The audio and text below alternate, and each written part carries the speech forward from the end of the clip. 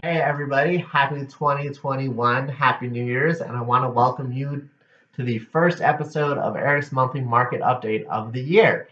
I hope your New Year's were relaxing, calming, and that you guys are excited for what's going to happen this year. So, what I'm going to do this month, because it's January, is I'm going to be comparing 2019's numbers to 2020's final numbers. So, at the end of 2019, there were 5,021 active listings remaining on the market, which basically what that means is that 5,000 homes have not sold by the end of 2019. In 2020, there were 2,541 active listings remaining on the market. So 2,000 homes that had not sold, which that's about half of what was available in 2019, which kind of reminds me that we are having supply issues in Denver and Colorado as well. And that I also think that this year there were a lot more buyers out looking between Christmas and New Year's. So why I think that happened was because interest rates have been incredibly low. They've stabilized below 2.9% for the last 3 months. So I think because of that, a lot of people wanted to go out and buy homes so that way they could find their perfect home, move into it before the start of the new year.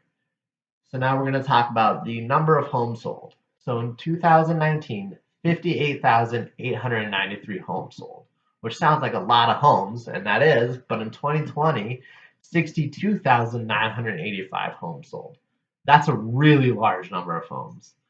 I think that these numbers are because due to the increase in people working from home, people realized that they needed more house space as well as yard space, which home buyers' preferences in 2020 definitely changed because people were looking for more luxury items like larger yard space, as I said, larger house space. They needed a home gym, maybe a private pool if they wanted. They needed that yard space so they could go outside and do activities because of the pandemic. We were primarily stuck at home. And I don't know about you guys, but I know for me, I would definitely have dreaded living in a small condo with no patio, no yard space, none of that stuff. So what you saw was a trend towards more luxury properties.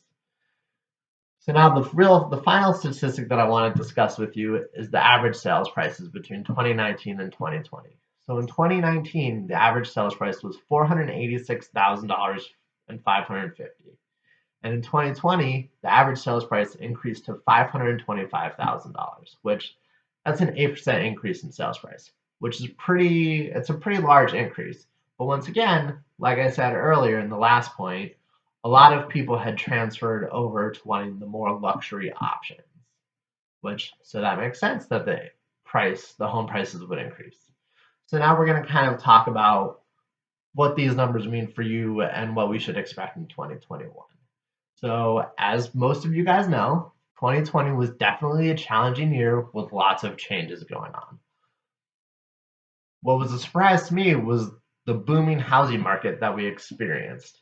It was a large surprise and one that means that now we do not need to discuss what does a recovery market look like because Denver basically it doesn't need to recover because we basically picked up right where we left off.